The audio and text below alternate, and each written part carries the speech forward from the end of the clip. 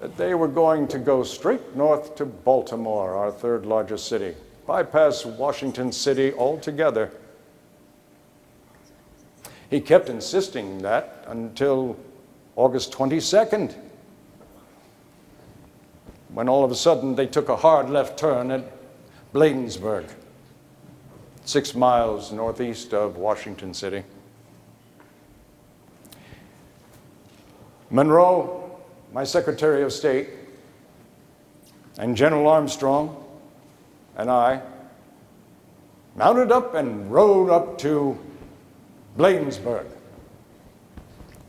As we rode up the road, we saw all the militia standing behind their earthen embankments, waving their hats and greeting us. It was thrilling for the men to see their commander. We kept riding, and then all of a sudden I realized that there were no troops on the other side.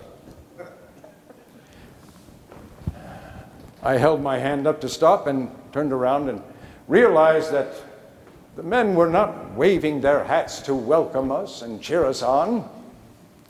They were telling us to get back. Well, no wonder.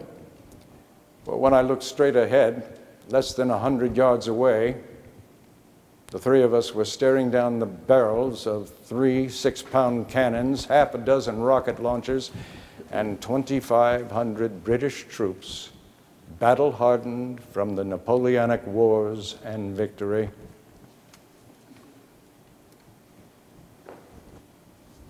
We were indeed,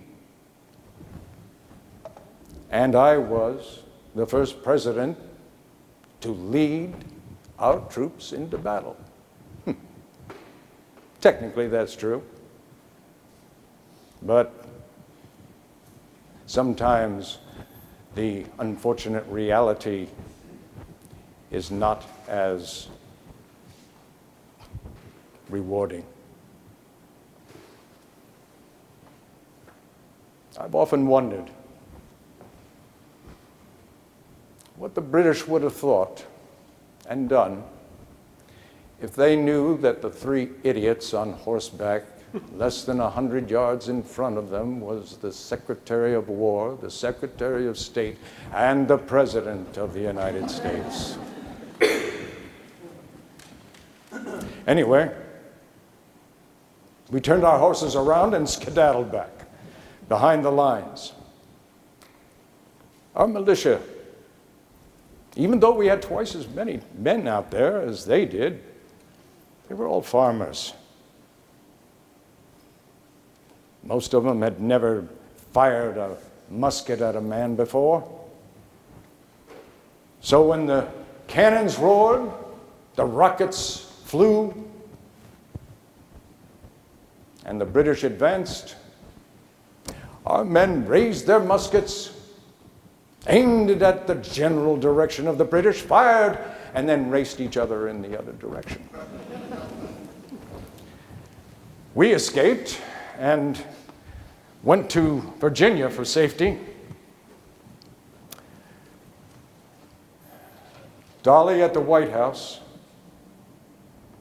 gathered everything that she could, including cutting out of the frame the famous Gilbert Stuart painting of General George Washington, that big painting that now stands still in the White House. She rolled it up, put it in the wagon, and they took off.